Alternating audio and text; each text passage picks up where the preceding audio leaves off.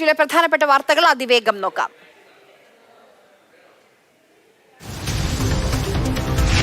Ragging കേസുകൾ പരിഗണിക്കാൻ പ്രത്യേക ബെഞ്ച് രൂപീകരിച്ച ഹൈക്കോടതി. നടപടി ലീഗൽ സർവീസ് അതോറിറ്റിയുടെ പൊതുതാൽപര്യ ഹർജി പരിഗണിച്ച്. അതിരപ്പിള്ളിയിൽ ജനവാസ മേഖലയിൽ ഇറങ്ങുന്ന കാട്ടാന.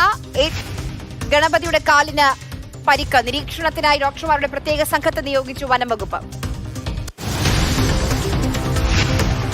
പാലക്കാട് വടക്കഞ്ചേരിയിൽ മധ്യവയസ്കനെ തട്ടിക്കൊണ്ടുപോയി മർദ്ദിച്ചുവെന്ന് പരാതി. കണക്കൻ തുരുത്തി നാസറിനെയാണ് ഇന്നലെ രാത്രി തട്ടിക്കൊണ്ടുപോയി മർദ്ദിച്ചത്. കോൺഗ്രസ് നേതാവിനൊപ്പം സെൽഫി എടുത്ത പഞ്ചായത്ത് അംഗത്തെ ബിജെപി പുറത്താക്കി. കാസർഗോഡ് എൻമകജെ പഞ്ചായത്ത് അംഗം മഹേഷ് ഭട്ടിനെയാണ് പുറത്താക്കിയത്. തമിഴ്നാട് മധുരയിലെ ചെല്ലൂരിൽ മദ്യലഹരിയിൽ JCB ഒഴിച്ച് 17 വയസ്സുകാരൻ വാഹനങ്ങൾ തകർത്തു. 13 ഓട്ടോറിക്ഷകളും 17 ഇരുചക്ര വാഹനങ്ങളുമാണ് തകർത്തത്. ആർക്കും പരിക്കില്ല.